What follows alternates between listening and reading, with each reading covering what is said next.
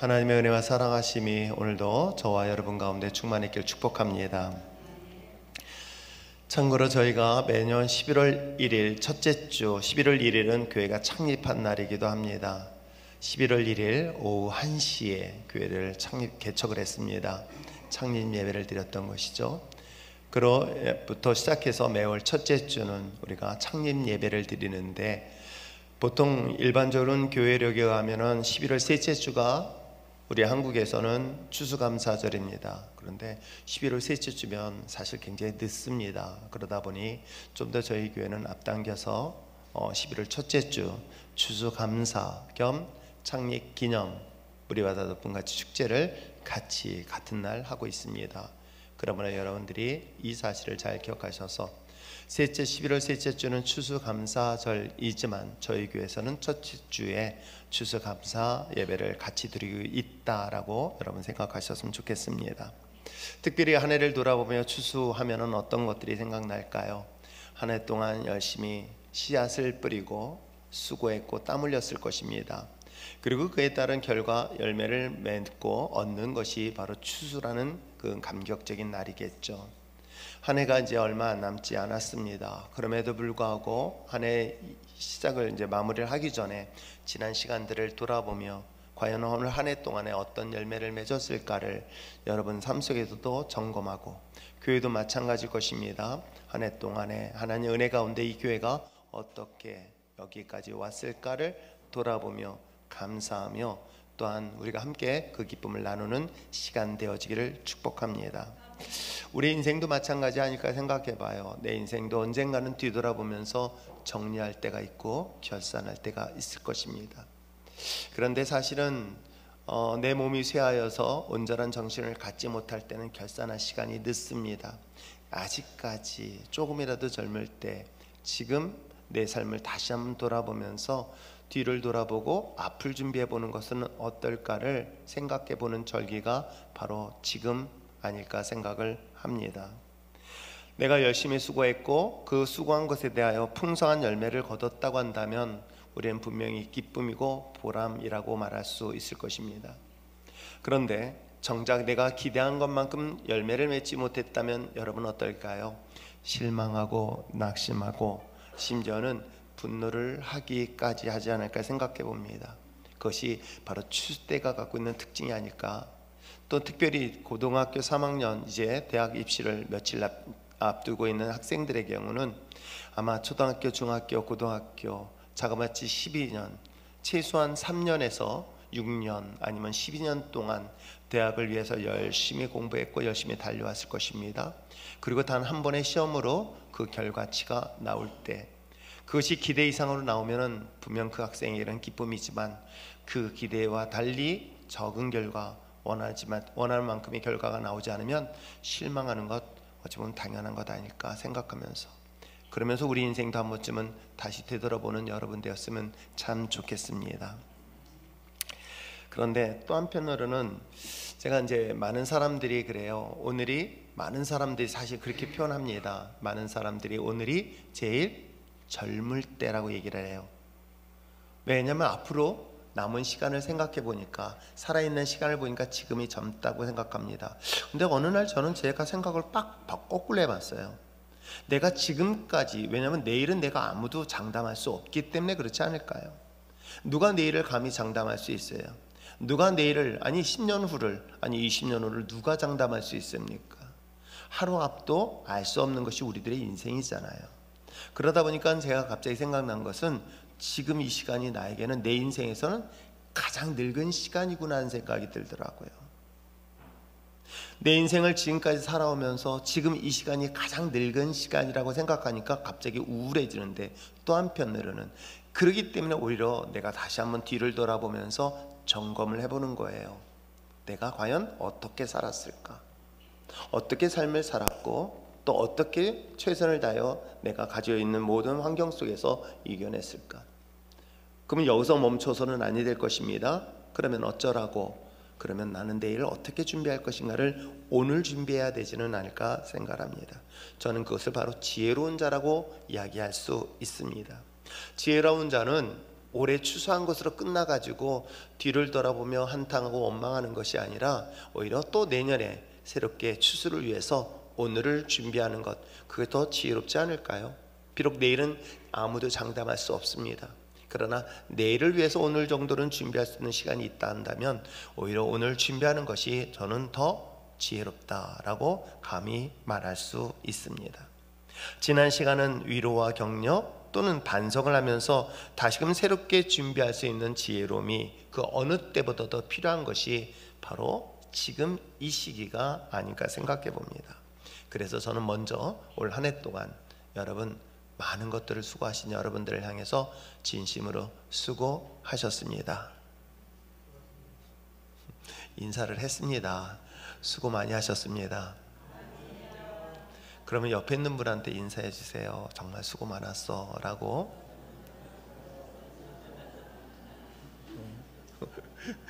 시어머니가 며느리에서 수고했어. 근데 며느리는 어머니한테 어찌하여? 여러분, 우리가 옆에 있는 분들이 다 소중하고 소중한 존재이기 때문에 내가 기대한 것만큼 만족하지 않는다, 그것 때문에 실망하지 마시고요, 그럼에도 불구하고 수고한 것에 대해서 먼저 인정하고 칭찬해주는 여러분 됐으면 참 좋겠습니다. 우리의 인생도 어느덧 이제 마치고 어느덧 우리가 하나 앞에 설 날이 올 것입니다. 여기는 누구도 예외가 없습니다. 모든 사람들이 태어남과 동시에 죽음을 피할 수가 없을 것입니다. 그러나 죽음은 예수 믿지 않는 사람에게는 끝이라고 생각하지만 하나님 믿는 사람들에게는 그 이외에 바로 우리에게 있어서 중요한 것이 하나 있으니 하나는 심판이요 하나는 구원인 것이겠죠. 그러므로 저와 여러분은 언젠가는 저희들의 삶의 끝을 낸 그 끝부분에는 반드시 주님 앞에 서게 될 것입니다. 하나님 앞에 섰을 때 여러분은 어떻게 인생을 평가받길 원하십니까?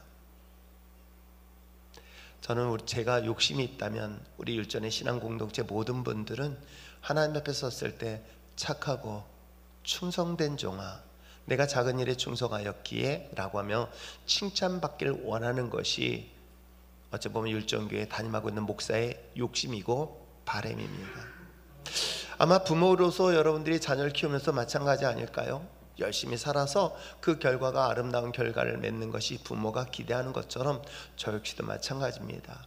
하나님 앞에 섰을 때에 정말 구원받은 믿음의 자녀로서 하나님의 큰 품 안에 안겨서 수고했어, 사랑하는 아들아, 사랑하는 딸아, 이렇게 품어줄 수 있는 여러분이 되어진다면 저는 목사로서 그 이상 행복한 것은 없을 것입니다. 그러므로 사랑하는 성도 여러분, 주님의 불시른 그날까지 우리 언젠가나 우리 인생에 추수할 그날을 기대하면서 하나님 앞에 충성하며 헌신할 수 있는 여러분 되시길 부탁드립니다. 자, 그렇다면 인생의 값진 추수의 열매를 맺기 위해서는 오늘 성경은 뭐라고 얘기하고 있을까? 우리가 신앙생활하면서 일반적인 원리가 있습니다. 삶의 원리라는 것이 있습니다. 반드시 우리 인생에서도 추수를 하는데도 원리가 있어요. 그 원리가 일반적이라는 것 먼저 기억하시기를 바랍니다. 자, 한번 7절의 말씀에 그 원리가 기록되어져 있는데 한번 읽어보겠습니다. 시작. 스스로 속이지 말라. 하나님은 업신여김을 받지 아니하시나니 사람이 무엇으로 심든지 그대로 거두리라. 그렇습니다. 여러분, 기독교 신앙에 가장 기본적인 원리가 있습니다. 그리고 특별한 원리가 있어요. 그러니까 일반적인 원리와 특별한 원리가 있는데 그 특별한 원리는 특별한 것이기 때문에 특별한 거예요. 그래서 이건 자주 있는 게 아니에요. 만약에 사랑하는 남편을 위해서 여러분 아내가 오늘 특식을 준비했어 라는 것이 그 특식이 매일같이 이루어지면 그건 더 이상 특식이라고 생각하지 않아요. 아내가 매일같이 밥 안 해주다가 밥 해주면 오늘은 특식이 되는 거죠. 그런 가정이 없으리라 생각하면서 여러분 어때요? 그렇기 때문에 우리 신앙인들은요, 기독교인들은 어쩌면 특별한 원리를 자꾸만 찾으려고 하는데요, 하나님은요 굉장히 상식적인 것들을 우리에게 알려주세요. 왜냐하면 사실 상식적이고 일반적인 것을 알려주지만 웬만하면 안 믿으니까 하나님은 특별한 경우의 사례들만 성경 속의 기적이라는 것을 통해서 알려주고 있는 거예요. 그렇다면 가장 기본적인 원리가 뭘까? 바로 오늘 7절에 읽은 것처럼 뭐예요? 심은 대로 거둔다. 이것이 바로 기독교의 가장 상식적이고 일반적인 신앙의 원리이기도 하며 추수의 원리이기도 합니다. 성경의 진리는 지극히 상식적이고 보편적인 그런 삶의 원리를 가리키고 있습니다. 그걸 질서라고도 이야기할 수 있습니다. 그러나 대부분의 사람들이 이 일반적인 그리고 상식적인 그 원리에 대하여 때에 따라서는 굉장히 착각하거나 아니면 과대평가를 스스로 하거나 아니면 때에 따라서는 오히려 그 원리를 망각할 때가 있습니다. 그러니까 일반적인 원리를 삶을 살아가는 데 있어서 우리는 특별한 원리를 마치 일반적인 삶의 원리로 착각하고 있는 사례들이 의외로 많이 있습니다. 자신이 심은 것에 대하여 더 많은 열매를 얻어야 된다는 일반적인 것이 아닌 특별한 생각들을 우리는 더 많이 하고 있죠. 그래서 열매가 더 풍성하게 맺혀지는 것에 대한 기대가 의외로 우리 그리스도인들에겐 되게 많이 있습니다. 달란트 비유를 통해서 알려주고 있는 것처럼 유일하게 땅에 묻어뒀던 한 사람, 그 한 달란트 받았던 사람의 사례를 한번 볼까요? 그는 주인에 대해서 이렇게 평가를 하고 있습니다. 마태복음 24장 24절의 말씀에 보니까 당신은 굳은 자요, 그렇기 때문에 씻지 않은 데서 거두고 해치지 않은 데서 모은다라고 기록하고 있어요. 이 한 달란트를 땅에 감춰둔 사람이 주인에 대한 평가, 예수님에 대한 평가를 하고 있는 거예요. 뭐예요? 나의 주인은 예수님은 심지 않은 데서도 거둘 수 있다. 그래서 해치지 않는다는 것은 씨를 뿌리다는 거예요. 씨를 뿌리지 않냐고도 충분히 거둘 수 있는 분이 누구시다? 예수님이시다 라고 이 한 달란트 가진 사람이 주인에 대한 평가를 하고 있어요. 물론 그 말은 틀린 말 아니에요. 맞아요.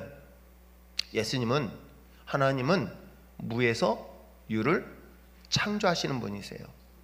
그래서 죽은 것까지도 살아내게 하는 것이 바로 하나님의 놀라운 능력이고 역사이기도 합니다. 그런 성경 역사 속에서 물을 유로 창조한 이야기들이 얼마나 많이 기록되어져 있는지 몰라요. 그래서 우리는 그것을 뭐라고 얘기한다? 기적이라고 이야기를 하고 있어요. 분명히 주인의 입장에서 봤을 땐, 예수님의 입장, 하나님의 입장으로 본다면 이 한 달란트 가진 사람이 이야기가 틀린 것이 아닙니다. 그러므로 예수님을 본다면 예수님도 마찬가지로 무에서 유를 창조하시는 분이시기 때문에 심지 아니하고도 충분히 거두시고요, 뿌리지 아니하고도 충분히 열매를 거두실 수 있는 분이 누구시다? 예수 그리스도예요, 하나님이십니다. 그 말을 우리 삶 속에서 한번 적용해 보세요. 내가 아무것도 일하지 아니하고도 하나님께서 우리에게 필요한 것들을 공급해 주신다. 내가 아무 수고를 안 해도 하나님께서 그 얼마나 많은 결실과 열매를 맺게 하실지 모른다. 이런 하나님의 기대를 갖는 것이 어찌 보면 특별한 하나님에 대한 것들을 이 한 달란트 가진 사람이 가지고 있는 것처럼 일반적으로 우리도 갖고 있다는 거예요. 그러나 여러분, 이러한 기적은 우리에게 보편적인 삶의 영역에서 나타나지 않는다는 것이에요. 오히려 우리에게 보편적인 일반적인 삶의 원리는 뭡니까? 그것이 바로 뿌린 대로 거두는 추수의 원리로 우리의 삶을 살게 한다는 것이에요. 그러면 두 가지 관점에서 볼 수 있죠. 기적이라는 원리와 하나님께서 이야기하고 있는 바로 인과응보, 즉 뿌린 대로 씨를 거두는 추수의 원리, 이 두 가지가 우리 삶 속에 일어나고 있어요. 그러면 여러분 보세요. 일반적인 우리 삶 속에서는 추수의 원리를 가지고 살아갑니다. 추수의 원리를 가지고 살아가는 사람들이 일반적인 우리들의 삶의 모습이라고 한다면, 특별히 하나님의 존재를 일반적인, 즉 자연 속에서 살아계시는 하나님을 발견해야 되는데도 불구하고 발견하지 못할 때, 그럴 때는 과연 하나님을 어떻게 자신을 드러낼까? 바로 기적의 원리를 통해서 하나님이 하나님이심을 증거하신다는 거예요. 여러분, 하나님은 전 우주 안에 계십니다. 자연 속에 계십니다. 그래서 자연의 아름다움 속에서 하나님의 섭리 속에 만들어진 걸 보면서 하나님은 위대하시다라고 찬양하고 고백하게 되어지는 것이죠. 이것이 일반적이고 보편적인 것입니다. 자연의 원리, 해가 뜨고 해가 지고, 또 뿐만 아니라 우리 삶 속에서 때가 되어서 비가 내리고 때에 따라서는 비바람이 몰아치는 이 모든 자연의 일련의 모든 이 현상들을 특별한 하나님의 섭리 속에 이루어졌기 때문에 이건 일반적 하나님이 주신 바로 추수의 원리 안에 포함되어져 있는 거예요. 그런데 우리는 어떻습니까? 특별한 것을 요구할 때 어때요? 움직이던 그 해가 어떻게 해요? 중천에 멈춰 있는 기적을 우리는 끊임없이 요구할 때가 있어요. 그러나 그건 특별한 케이스예요. 그러므로 여러분, 우리는 특별한 하나님의 기적의 원리를 따라 사는 것보다는 일반적인 추수의 원리를 가지고 신앙생활을 하고 있음을 먼저 잊지 마시기를 부탁드립니다. 대부분의 사람들이 실망하고요, 좌절하고 낙심하는 이유가 뭔지 아십니까? 육신의 질병으로 고통당하는 것들에 대하여 대부분의 사람들이 원망합니다. 그래서 낫지 않고 또 그 가운데서 큰 어려움을 당하고 나면 굉장한 불평을 하고요, 심지어는 하나님을 원망하고 불평할 뿐만 아니라 하나님을 저주까지 하여 떠나는 경우도 봅니다. 왜요? 우리는 일반적인 추수의 원리를 무시해버리고 특별한 기적의 원리를 더 요구하고 있는 것 때문은 아닐까요? 저는 부부의 관계도 마찬가지 아닐까 생각해 봅니다. 부부의 관계의 갈등의 원인은 뭔가 특별한 것을 끊임없이 요구하는 것. 그러나 여러분, 정말 존재하는 것만으로도 나에게는 가장 감사할 일이고요, 존재하는 것만으로도 나에게 소중한 선물이라는 것을 왜 우리는 잃어버리고 난 다음에 뒤에서야 깨닫게 될까요? 사랑하는 성도 여러분, 우리에게 있어서 뿌린 씨앗의 아름다운 열매에 대하여 날마다 감사하며 나갈 수 있는 여러분 됐으면 참 좋겠어요. 어찌 보면 지금의 삶의 열매는 내가 지난날 과거에 뿌린 씨앗의 결과다. 이것을 먼저 인정할 줄 아는 것, 이것을 먼저 존중할 줄 알 때 이게 바로 추수의 원리에 합당한 자의 삶의 모습이겠죠. 그런데 대부분의 사람들은 어떻습니까? 그런 상황에 맞부딪히면 지난 삶을 뿌린 것, 지난 삶에 뿌린 것은 신경 쓰지 않아요. 지금의 열매가 가시와 엉겅퀴 때문에 원망하고 불평한다? 그런데 놀라운 사실을 하나 보게 되어져요. 지금 처한 현실이 불평하고 원망하면요, 지금 이 뿌린 씨앗이 내일의 삶의 결과를 똑같이 가져다 준다는 것 여러분 아십니까? 그래서 오늘이 중요한 이유가 바로 그것 때문이에요. 내가 지난 시간의 삶에 대한 결과가 오늘 좋든 나쁘든 어떤 결과가 있습니다. 그것이 내가 만족하지 못한다고 한다면 난 또다시 원망과 불평을 합니다. 원망과 불평하는 것은 내가 오늘 이 삶에, 내 삶의 현장에 씨앗을 뿌리는 거예요.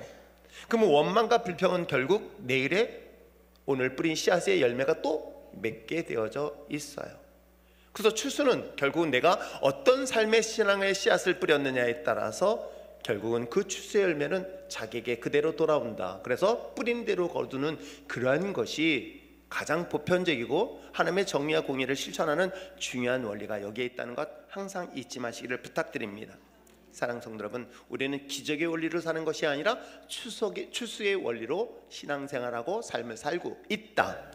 이것을 항상 잊지 마시기를 부탁드립니다. 내가 눈물로 씨앗을 뿌리면 기쁨으로 단을 거두는 역사가 있게 되어 있습니다. 내가 기도하고 헌신하고 충성한 것 하나님은 분명히 기억하셔서 하나님이 그에 대한 열매를 맺게 하여 주십니다.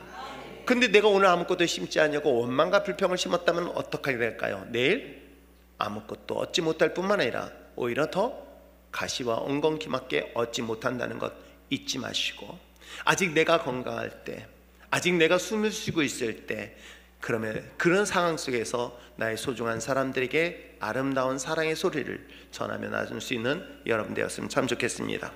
자, 그렇다면 우리가 추수하는 데 있어서 오늘이 내게 중요한 거야. 오늘 지난 시간에 내가 나쁜 결과를 가져다 주었어도 오늘 씨앗을 뿌리는데, 여러분 씨앗을 뿌릴 때 두 가지 목적, 두 가지 목표를 두세요. 내가 어떤 것을 씨앗을 뿌릴 것인가, 내가 가지고 있는 씨앗, 내가 삶의 목적, 삶의 목표를 위하여 어떤 씨앗을 심을 것인가, 그것을 오늘 성경 속에 이야기하고 있는데, 그것은 바로 육체를 위한 열매와 영적인 열매를 성경은 말하고 있습니다. 자, 8절 한번 읽어볼까요? 8절 읽겠습니다. 시작. 자기의 육체를 위하여 심는 자는 육체로부터 썩어질 것을 거두고 성령을 위하여 심는 자는 성령으로부터 영생을 거두리라. 그렇습니다. 우리가 무엇을 심을까? 아니, 지난날의 삶을 보니 내가 무엇을 위해서 심었을까? 그리고 지금 오늘 이 시간에 나는 또다시 내일의 열매를 위하여 오늘 무엇을 심을 것인가? 근데 그 씨앗을 심는 데 있어서 분명하게 두 가지를 살펴주고 있어요. 뭐예요? 오늘 성경에 기록된 것처럼 자기 육체를 위하여 뿌리는 씨앗, 또 하나는 무엇이 있습니까? 성령을 위하여 뿌리는 씨앗. 여러분, 그것이 바로 여러분 삶 속에 지금 현재 앞에 주어져 있습니다. 어떤 씨앗을 심으시겠습니까? 무엇을 위해서 여러분 씨앗을 심으시겠습니까? 자기 육체를 위하여 심는 자, 그럼 자기 육체에 대하여 심는 자는 결국은 아무것도 얻지 못할 뿐만 아니라 결국은 썩을 것밖에 얻지 못한다라고 기록하고 있습니다. 그러나 성령을 위해서 심은 자는 뭐예요? 중요한 것은 영원한 생명을 얻을 것이다 라고 성경은 분명히 기록하고 있어요. 그러면 나는 오늘도 그리고 내게 주어진 시간을 과연 무엇을 위해서 쓸 것인가를 진짜 다시 한번 진지하게 돌아보시길 바랍니다. 왜요? 이 말을 듣는 이 시간이 나에게는 마지막 시간이 될 수 있기 때문에 그래요. 씨를 뿌리는 목적이 자기 육체를 위하여 심는 것, 어떨까요? 어떤 것들이 있을까요? 자기에 주어진 물질, 자기에 주어진 시간, 자기에 주어진 모든 상황들, 이것을 쓰는데 어떤 목적을 가지고 쓸까? 자기를 위하여 쓸 것인가? 아니면 하나님 성령을 위하여 쓸 것인가? 이 기로가, 이 선택이 오늘 성경을 통해서 분명히 이야기를 하고 있는 거예요. 근데 자기를 위하여 쓰여지는 것들은 결국은 뭐다? 썩을 것이다 라고 이야기를 하고 있어요. 그러나 내 영원한 생명을 위하여 씨를 뿌리는 자에게는 어떤 일들이 일어난다? 그게는 영원한 생명을 우리에게 약속하고 있다. 여러분, 신앙생활하면서 우리가 믿는 것은 바로 이 성경 말씀을 그대로 믿는 거예요. 이 말씀에 대한 확신이 생기면 여러분, 내가 무엇을 위해서 삶을 살아야 할 것인가를 분명히 발견하지 않을까요? 여러분, 원래 그리스도인들은 이기적이다, 이기적이지 않다. 여러분, 이타적일 수밖에 없어요. 여러분, 그리스도인들이 이기적인, 즉 나만을 위하여 사는 사람들은요, 여러분, 그 끝의 결과는 어떻다? 추수할 때요, 그는 썩을 육신으로밖에 남지 않는다. 그러나 하나님의 영원한 나라를 위하여 자신의 시간들, 물질, 재능, 이것을 위하여, 하나님을 위하여, 또한 하나님의 거룩한 영혼을 위하여 사용되어진다면 그에게 예비된 것이 있으니 뭐다? 바로 영원한 생명이다. 그것을 여러분 믿든지 아니면 선택하든지 그 기로에 있다면 어떤 것을 선택하시겠습니까? 저는 이것을 또한 우리 삶의 가장 중요한 우선순위로 두어야 되지는 않을까.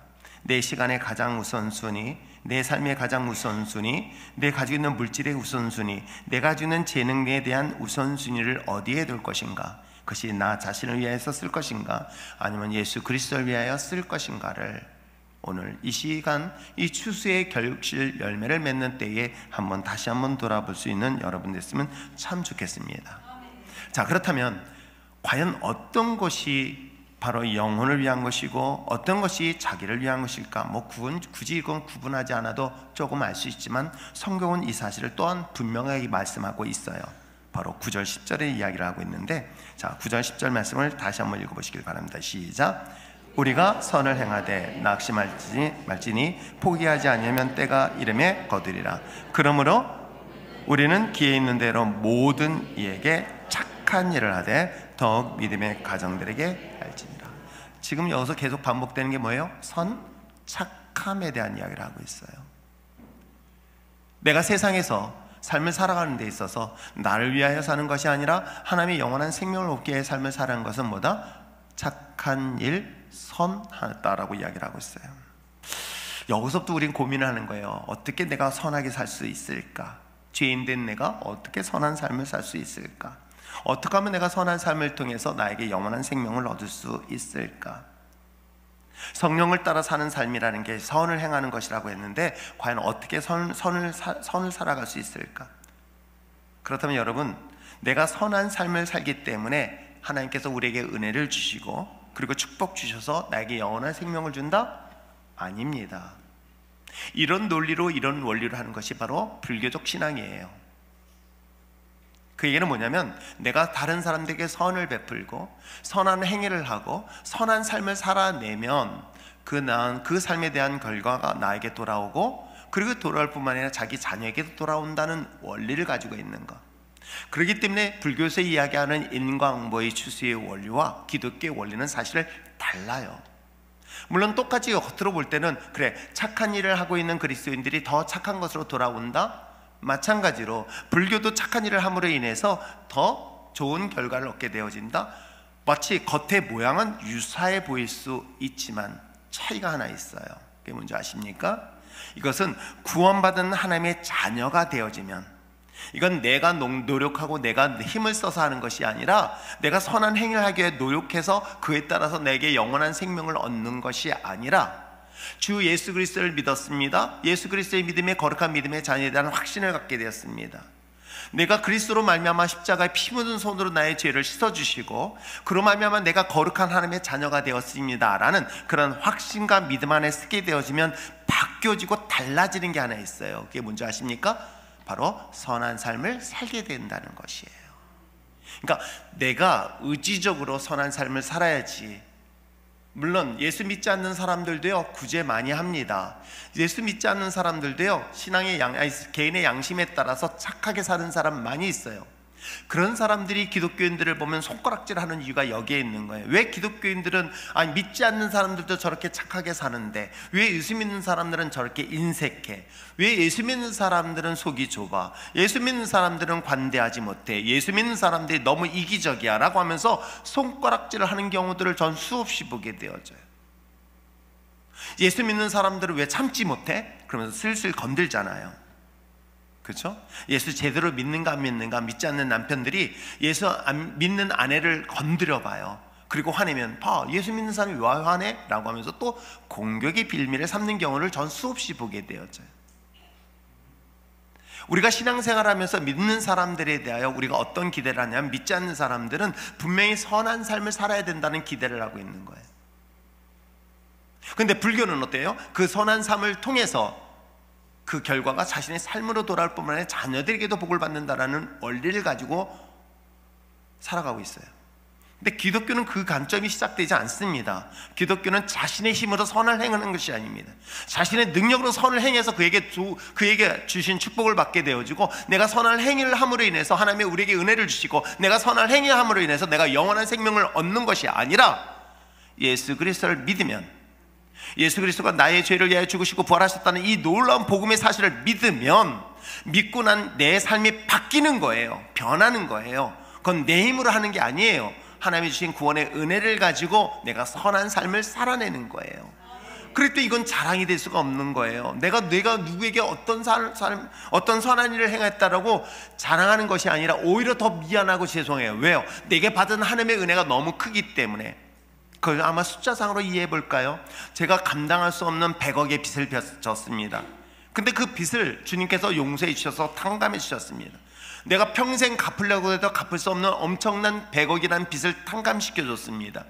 그리고 난 다음에 사람들을 만났습니다. 그 사람이 아무리 나에게 어차피 제가 가지고 있는 돈 얼마 없으니까 그 사람한테 내가 돈을 빌려준다 한들 내가 100억 있으면 그 빚 갚을 거 아니에요. 있어봐야 내가 10억밖에 없었는데 그 빚 줘봐야 100억보다도 적은 돈이에요. 그걸 빌려줬습니다. 근데 그걸 용서를 못하는 거예요. 용서가 안 되는 거예요. 이 원리를 가지고 있는 거예요. 그러나 내가 정말 100억에 대한 빚을 탕감받았으면 다른 모든 사람들의 죄는 그보다 1000분의 1, 10,000분의 1보다 작은 거기 때문에 무엇이든지 용서할 수 있고요, 더 나아가서 그 원수 같은 사람도 어떻게 할 수 있다? 사랑할 수 있게 되는 거예요. 선을 행하게 될 수 있는 거예요. 상대방이 나에게 악을 한다 할지라도 내가 상대방을 선하게 대할 수 있는 건 뭐예요? 내게 주신 십자가의 구속의 은혜가 있기 때문에 그들에게 선한 삶을 살아낼 수 있는 거예요. 바로 이 사실을 오늘 이 갈라디아에서 설명을 하고 있는 것입니다. 그 결과가 뭐다? 결국은 영원한 생명을 얻는 것이다. 그래서 혹시라도 우리가 이 본문을 통해서 우리가 선을 하고 착한 일을 하는 것은 우리가 먼저 십자가의 구속 없이 내가 착한 일 많이 해. 그래서 여러분, 교회가 정말 조심하고 주의해야 될 건 뭐냐면, 구제를 많이 하는 것이 마치 그것이 우리에게 써주신 하나님이 또 다른 축복을 줄 거라고 생각하는 그런 오해를 종종 해요. 여러분, 그렇지 않습니다. 먼저는 성결되어지는 것이 있어요. 바로 십자가의 은혜인 거예요. 십자가의 구속의 은혜를 받은 저와 여러분이 그 십자가의 구속의 은혜로 말미암아 하나님의 선한 일들을 감당해내는 것, 그로 인하여 우리에게 영원한 생명을 얻는다는 것 잊지 마시기를 부탁드립니다.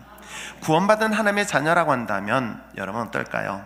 어찌 보면 선한 일들을 행하는 것은 자신의 힘이 아니라 하나님이 주신 능력으로 감당할 수 있게 될 줄 믿습니다. 하나님의 구원받은 믿음의 자녀라고 한다면 내가 가지고 있는 물질을 기꺼이 들여서 하나님께 헌신할 수 있는 것도 그 배경은 되는 건 아닐까요? 제가 오늘 예배 드리면서 깜짝 놀랐어요. 이 앞에 앉으면서 글씨는 사실 요 밑에는 잘 안 보이고 저 뒤에는 잘 보였거든요. 못 느끼셨죠? 깜짝 놀랐어요. 자막이 너무 잘 보이는 거예요. 근데 제가 이제 마음이 아프한 것은 저분들이 뭔가를 해서 헌신했으니까 뭘 주겠다, 그게 아니라 진짜 하나님 십자가 은혜에 감사해서 하나님께 헌신을 했습니다 라는 마음으로 느껴지는 것은 이분들이 여유 있어서가 아니었습니다. 능력이 있어서가 아니에요.